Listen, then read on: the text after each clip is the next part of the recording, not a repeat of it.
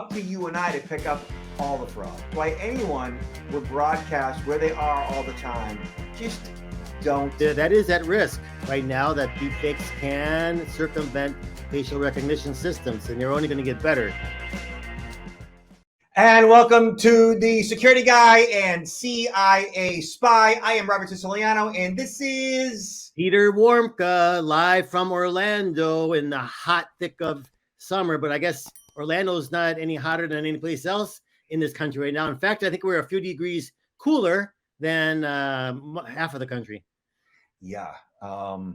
Boston, we're in the high 70s, middle 80s, not too bad. I am a mariner, which means I'm on a boat as often as possible. Nice. So it's too bad in the water. I will say we've been getting a lot of rain up here. My lawn is as green as it's ever been, which is amazing, you know, with all that heat. But all that rain certainly helps. And my flowers are really pretty. I have a lot of flowers. Oh, that's nice. That's just, as long as you don't burn them up with the, over too much sun. So Peter, tell me a little bit about what you have had going on lately, speaking gigs. Like, just give me a heads up as to what that might look like. Oh, I don't even know if I want to talk about. I've just came back from Las Vegas. I mean, I don't mind Las Vegas, but it was a heck of a time just getting there with so many flight disruptions. Someone told me actually that because of the heat, that also has an impact on aviation, as far as, and that has been part of the reason why we have had problems with flights being canceled, being delayed. Maybe it's true, maybe not, but I sure had a share of them. A lot of things coming up, fortunately, and giving speaking events at both conferences as well as private events for clients. And also, I think I'm kind of glad in hindsight, with COVID, we had the opportunity to do a lot more webinars, people getting used to doing webinars. And I think that's also been an area where I've been able to reach more people, probably you as well, right? Through doing online events that we normally wouldn't have done. Yeah, and it's also it's good for the wallet, for the bank account, for business, for remote education is great for the environment. So I'm all about it. You know, I'm all set up. You're all set up, and the more of it, the better. Yeah, absolutely. Speaking about the weather, we always talk about scams. And a lot of times scams a lot of scams are created when there's a crisis. During COVID, there were all kinds of scams. Now with the hot weather, I'm just kind of, we just ask myself this question. I haven't read anything specifically, but I would think this would be an ideal time for scammers also to take advantage of this frustration that people are going through and concern about, is there electricity? Is there the electrical grid going to go out? Are there air conditioners going to go out? What can they do? What would they do if that happens? You know what I mean? Yeah, I'm glad you brought that up. So it's important that everyone is always aware. Anytime there's an inbound communication, whether it's via email, text, phone, anybody posing as anybody, offering you something, asking you questions and so forth. Anytime it revolves around making a contribution, money, anything at all. Anytime there's immediacy involved, they're raising your blood pressure, they're putting pressure on you, just simply hang up, delete, click mark as spam, report as junk, whatever it takes, right? Absolutely. So that leads us into our topics of the day. Worried about identity theft. There is a reason for that. This is via a company called Enzoic.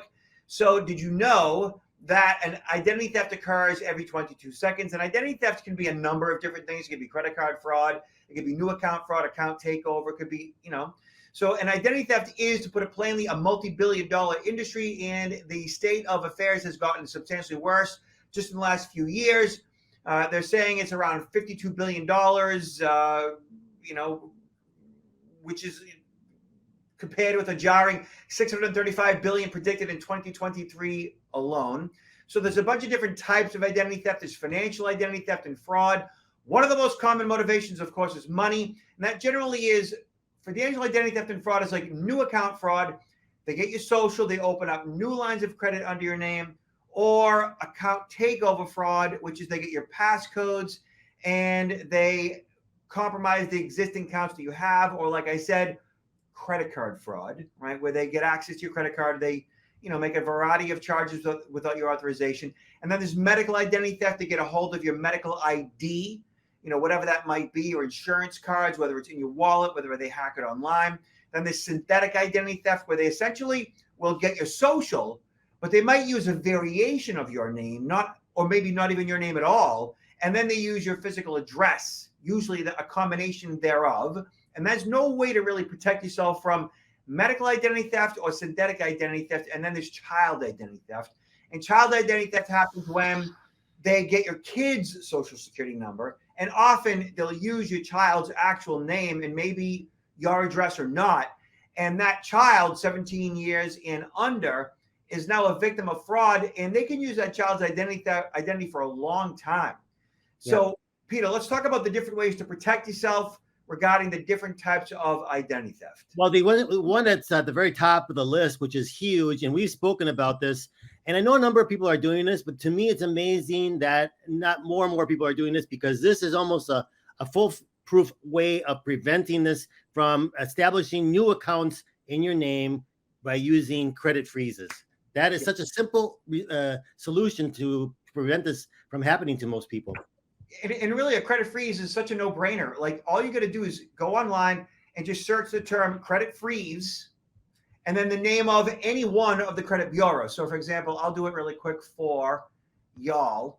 So I search CREDIT, credit, and I don't even, it's even a typo, freeze, TransUnion, right?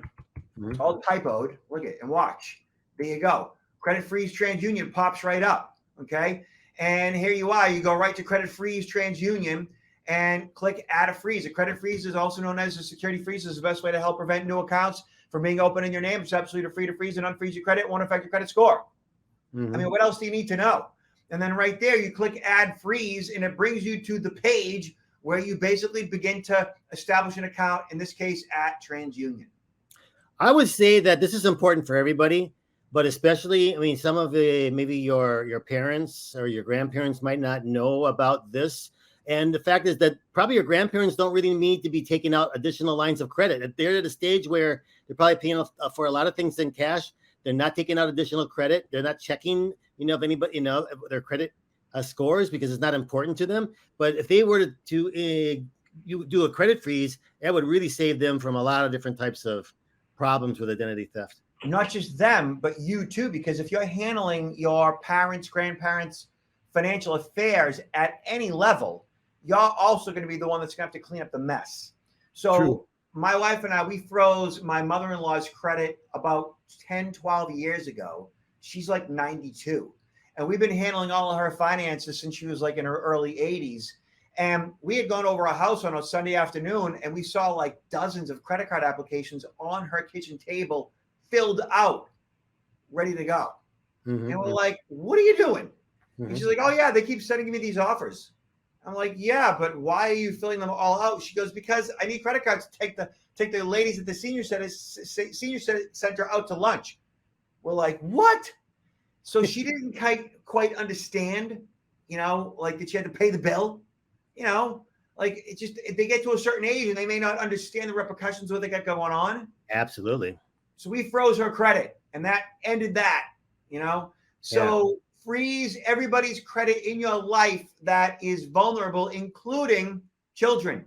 Yes. 17 and under, because they are just as vulnerable. And that may or may not protect you from synthetic identity theft, but it will protect you from most forms of identity theft. It won't protect you from medical identity theft, but it'll help. And as long as you engage in a password manager and antivirus and protecting your devices, that should protect you from most forms of account takeover, right? Medical identity theft, don't carry your medical card in your wallet unless you're going to the doctor's office. Even then, as long as you're going in network, you don't necessarily need it. Like, I haven't carried my medical card for years. You don't really need it. It's really a generational thing. Like, if you have a picture of it in your phone, that pretty much is enough. Exactly. And then what else is there? Child identity. Concern, also with it's a little bit different, but the account takeover, that gets a little bit more complicated, especially, I like to focus a lot on artificial intelligence and deep fakes. And the fact now that deep fakes can also circumvent some of the things that we've been doing using biometrics to log into your accounts. Like if they use let's say that you use facial recognition to log into your bank, let's say, that is at risk right now, that deepfakes can circumvent facial recognition systems, and they're only going to get better. So that's something we need to keep an eye on as well. Yeah, Peter, next time next show, we need to definitely talk more about that, and I want you to demonstrate.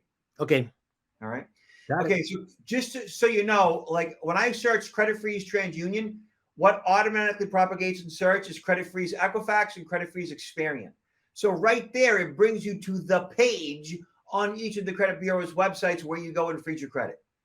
There's also one page that's put up by the government that has all three of them, but I don't remember which one it is, but you got to make sure that there's not a site that looks just like, you got to make sure you're going to the official sites to do this. Yeah, and when you search the actual name of the credit bureaus on the first page, you're going to see like the actual page for Credit Freeze TransUnion, for Experian Credit Freeze, and for Equifax Credit Freeze. Yep. Right there. Like Google ranks it very high in search on the first page within 1 to 2 clicks. Good point.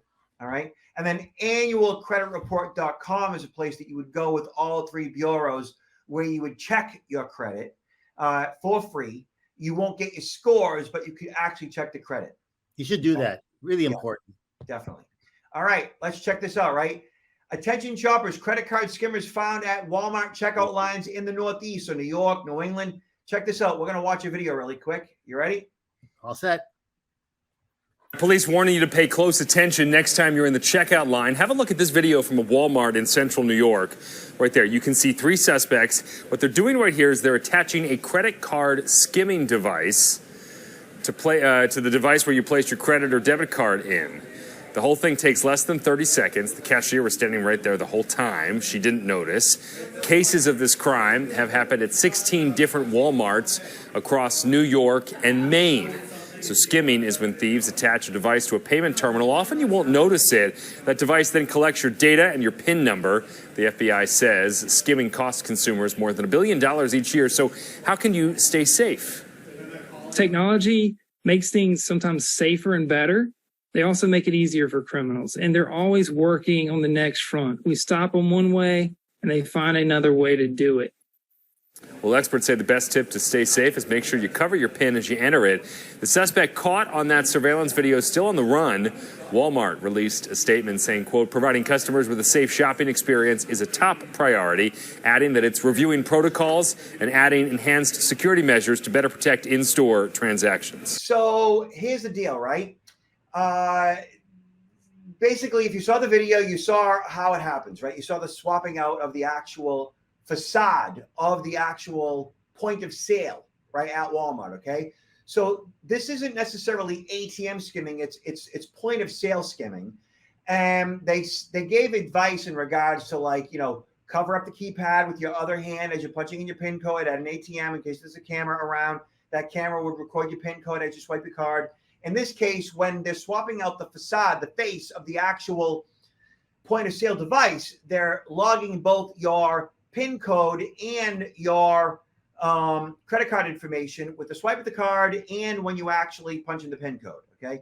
So there's no real way to protect yourself from this particular scam. What you could and should and only really can do is to make sure that you are checking your statements frequently, looking for any unauthorized transactions and refuting those charges in real time. So I don't actually check my statements at all. What I do is I get push notifications or push alerts. So every single time there's a charge on my card, I get a text message and or an email in real time as it's happening. That way I can respond to the lender, the credit card company, the bank, in real time and say, hey, that wasn't me. Do something about it. Refute those. I'm refuting those charges, and they squash those charges as they occur. That really is the best way to mitigate yourself from ATM skimming and or credit card fraud and or debit card fraud. You're absolutely right. Another thing that I do is when I go to like a gas station or some other place where they have multiple point of sales, I'm going to try to pick the location of the point of sale that's closest to where there's going to be somebody who's viewing the area, you know, whether by CCTV camera or closer to the front of the door, because I feel that if these skimmers are going to be, they're probably not going to be skimming every single POC in the retail location. They're going to probably want to pick some that are a little bit further out where they feel comfortable in putting them in without them being viewed. So that's why I will pick kind of like where I want to go. Another thing, though, I got a question for you, Robert. If you know, is the store itself liable in the sense of are they have, like credit cards? They might pick up most of the the liability of fraudulent what do you call charges, but is the store in these cases? Do you know? Here's the deal. Here's how it works. Okay, so when you are a merchant, which means you accept Visa, MasterCard, American Express, the merchant, in this case Walmart, right? They are generally liable for the charges. Which means that when you engage in a relationship with Visa, MasterCard, American Express, and Discover, as a merchant, those who accept credit cards for their storefront, whatever, for their online portal, whatever, it is known in that agreement that you are responsible for the majority of the fraud, should fraud occur. That's usually how it works. Okay.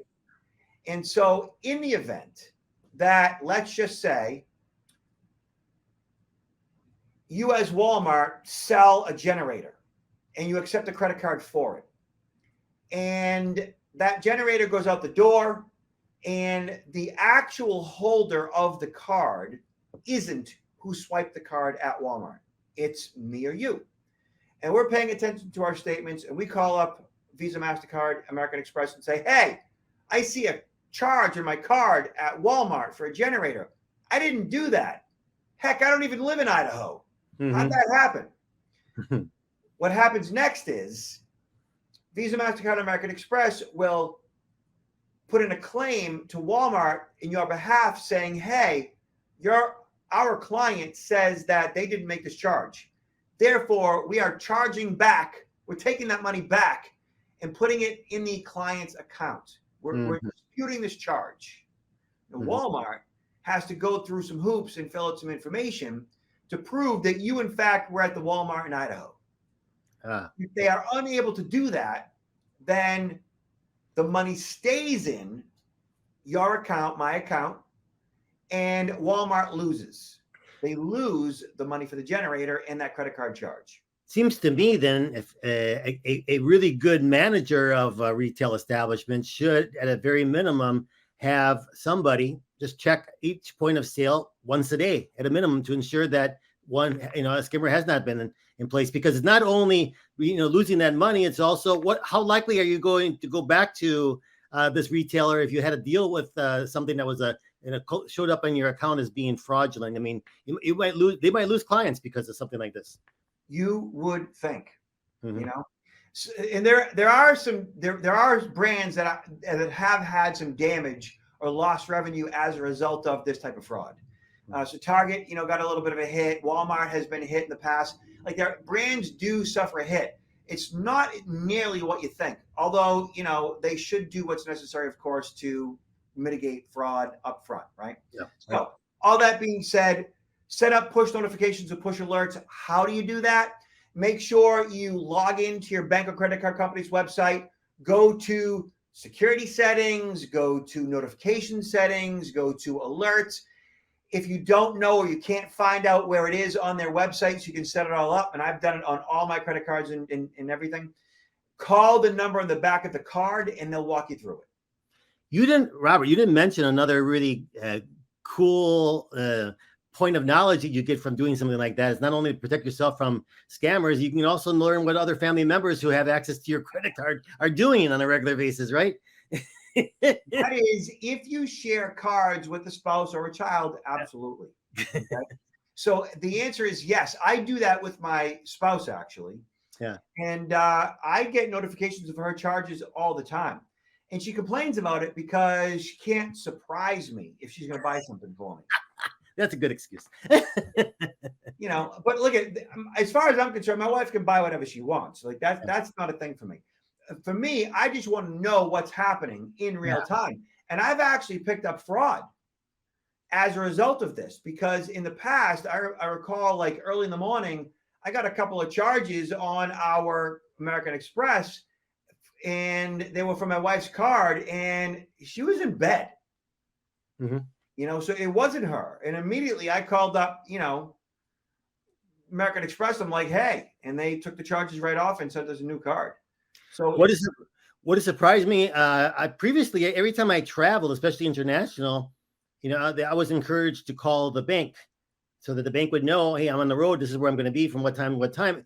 But lately, like the last few months, when I do that, they say, no, we don't need that anymore. So, I mean, maybe they have a lot better algorithms or whatever the case may be, but they're not asking for that information. At least my bank isn't. Yeah. It might have something to do with like the fact that your card was probably used for a flight. Okay. And they know. That could be. That could be a possibility. They know you're flying that day, which in and of itself is a little freaky. But at the same time, it could have been a different card that was used. Either way, their algorithms pick up certain fraud, but it's up to you and I to pick up all the fraud. Exactly. All right. So potentially last on our list, Russian commander killed while jogging may have been tracked on Strava app. Okay. Ooh. So, Peter, I use Strava. I use the Nike app. I run 12 marathons in. So here, a Russian submarine commander shot to death while jogging may have been targeted by an assailant tracking him on the popular running app, according to Russian media. Russian media reported that Rizitsky killer may have used Strava, a widely available app used by runners and cyclists to follow his movements. Rizitsky's jogging and cycling routes appear on an account in his name on the Strava app. One of his regular jogging circuits that he took while working in Krandonar include the park where he was killed early Monday. No, I mean, it's good to, they said they suspect, they don't know, but in any case, bringing this up, it's important to understand how that app can really serve as surveillance on you, right? That can be, picked up to know your movements along it. But this also could be the individual, if he had a very regular pattern of life, pretty much taking the same route, whether it's driving or in this case, running the same route every day, it'd be easy for anybody that really wanted to do this to him to be able to watch him a few times, Yeah. But it is scary. I mean, I think the U.S. military also has come out and sort of caution individuals in the military about using this type of app just for that reason. Why anyone would broadcast where they are all the time, to me, is amazing, or just astonishing. It's just unnecessary, and it puts people don't realize it. They don't think about it, and they see the other application, the other uses, the other benefits of that app, and they don't think about the downside. Makes them vulnerable. I use Strava and Nike app every time I go out, but I'm not broadcasting it. Nobody knows it, right? I've turned all that stuff off. Whether it's on or off by default, you should know the difference. Mm-hmm. As a runner, somebody who uses these apps. And if you are the commander of the Navy in Russia, you would think you would know the difference, and or his intelligence people would know the difference. Mm-hmm. It's just amazing to me how not well thought out the Russians are in this regard. Mm-hmm. I agree. So for everybody, male, female, young or old, all the various social apps that you use, posting your location data, just pay attention. Let your family members know, sons, daughters, fathers, mothers, brothers, sisters, that like these apps showing your location data, and look at posting where you are and aren't on Facebook and other social media while you're traveling. I've never thought that as being a good idea. I never post my location data. I never post photos when I'm traveling. I just don't do it. You can always do it later. You can always do it later. Do it later, So I know that like social currency is a whole thing, and like it makes people think you're cool and all that, but really? All right, Peter, tell everybody about where you're at, what you got going on. I think you actually already did that. Tell them about your book. Oh, the second book, Messing With Me. Oh, I'm sorry. Why Are You Messing With Me? And it's a senior survival guide on fraud, privacy, and security. It just came out, just released, and there's a lot of interest in it. So, and also National Senior Citizens Day is coming up on the 21st of August. So you might want to consider procuring this book for your elderly loved ones in your life, whether it's their parents or grandparents. There's a lot of interest in this book because there's nothing quite out there that encompasses all of these different threats and risks and dangers that our elderly population are facing on a day-to-day basis. So yeah, I'm pushing this book. I'm out speaking about this book and my other one, Confessions of a CIA Spy: The Art of Human Hacking. And so I have a number of events coming up, and it's going well. And so if anybody's interested in also contacting me regarding training or speaking at events, the website counterintelligence-institute.com. Nice job, Peter. Very good. And y'all can check me out online at protectnowllc.com. Our cybersecurity employee training is designed to keep you and your organization FTC compliant. Should you be storing sensitive information that could get them and their finances in trouble to any level? We offer that both live in person, live online, as e-learning as well. So, Peter, last words. Stay hydrated, keep cool. We'll get eventually to the fall. We will eventually, yes. And last but not least, everybody, please be nice to each other out there and be safe. Talk to you soon.